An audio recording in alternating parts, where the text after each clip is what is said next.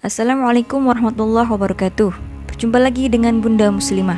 Sejarah singkat Nabi Muhammad SAW. Nabi Muhammad SAW adalah Nabi terakhir yang diutus ke muka bumi untuk membawa umatnya ke jalan yang benar. Beliau terlahir dari seorang ibu yang bernama Siti Aminah dan ayah yang bernama Abdullah, yang dilahirkan pada hari Senin 12 Rabiul Awal atau 22 April 571 Masehi di kota Mekah pada tahun Fil atau tahun gajah, dan wafat pada tanggal 8 Juni 632 Masehi di Madinah dalam usia 63 tahun. Nabi Muhammad dilahirkan dalam keadaan yatim karena ketika Nabi Muhammad masih dalam kandungan, Abdullah telah meninggal dunia. Nabi terlahir dari keluarga bangsawan Bani Quraisy.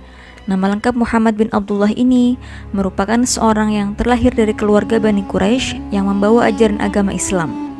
Nama Muhammad artinya orang yang terpuji. Nama ini diberikan oleh kakek tercintanya, yaitu Abdul Muthalib. Masa kelahiran Nabi Muhammad.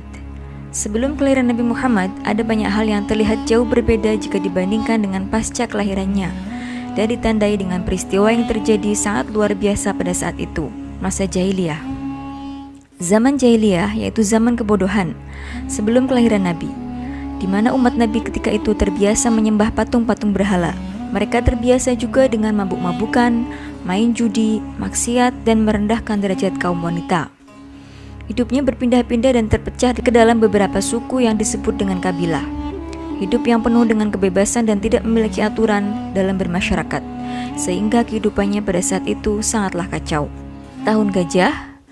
Peristiwa Tahun Gajah merupakan peristiwa terjadinya penyerbuan kota Mekah oleh pasukan Abraha pada masa kelahiran Nabi Muhammad.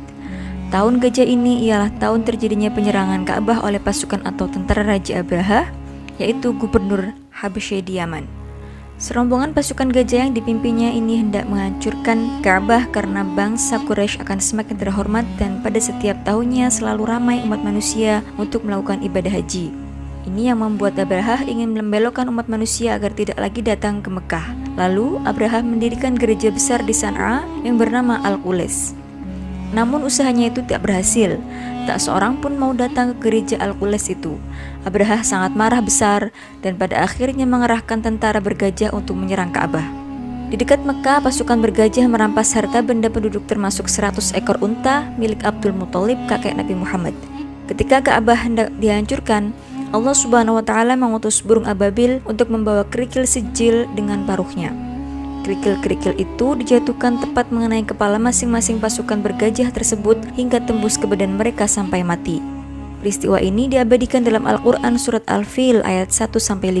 Pasukan bergajah ini hancur lebur mendapat azab dari Allah Subhanahu wa Ta'ala. Di masa inilah kemudian lahir seorang nabi akhir zaman, yaitu Muhammad SAW, dari pasangan Abdullah dan Siti Aminah.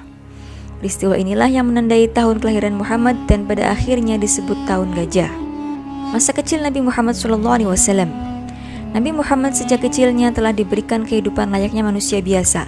Padahal beliau sangat dimuliakan oleh Allah Subhanahu wa Ta'ala. Bahkan sejak di kandungan pun beliau telah ditinggalkan oleh ayahnya.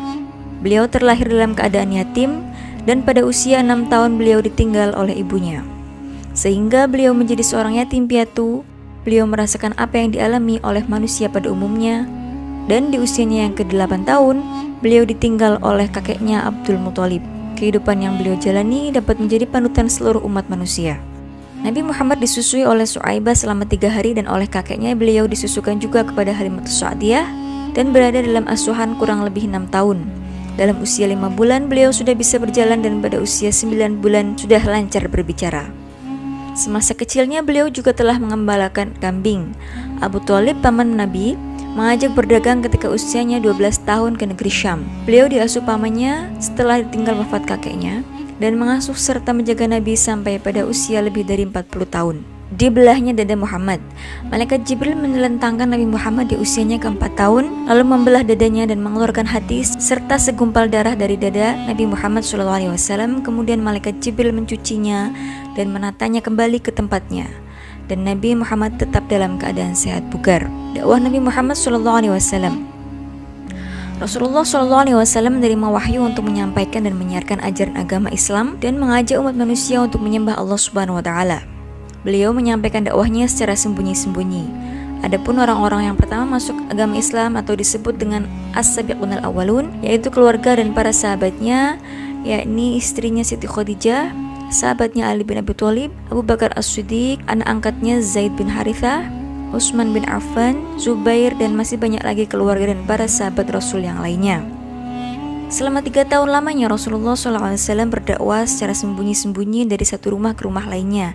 Kemudian turunlah surat Al-Hijr ayat 94 yang artinya, maka sampaikanlah secara terang-terangan segala apa yang telah diperintahkan kepadamu dan berpalinglah dari orang-orang musyrik.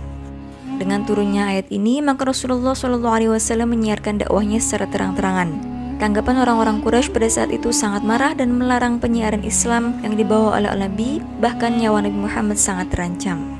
Namun, Nabi dan para sahabatnya semakin kuat dan tangguh menghadapi tantangan dan hambatan yang dihadapi. Dengan ketabahan serta sabar walau ejekan, caci maki, olok-olokan, dan menentang seluruh ajaran Nabi. Masa kerasulan Nabi.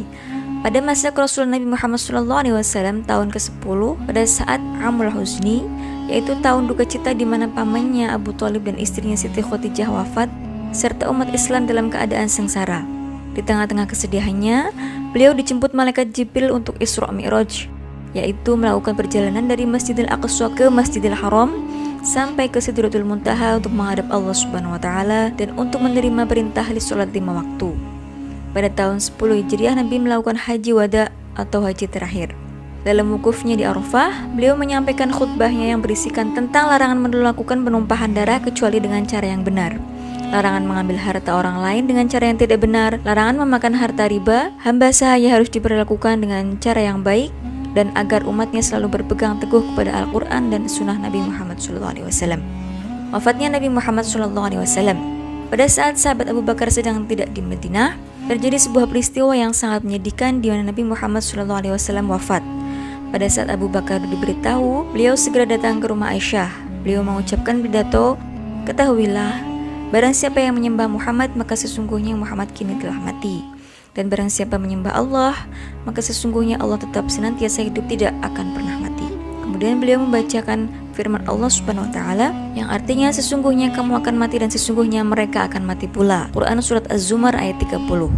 Setelah berdakwah selama 23 tahun, beliau wafat pada usia 63 tahun. Terima kasih, semoga bermanfaat. Wassalamualaikum warahmatullahi wabarakatuh.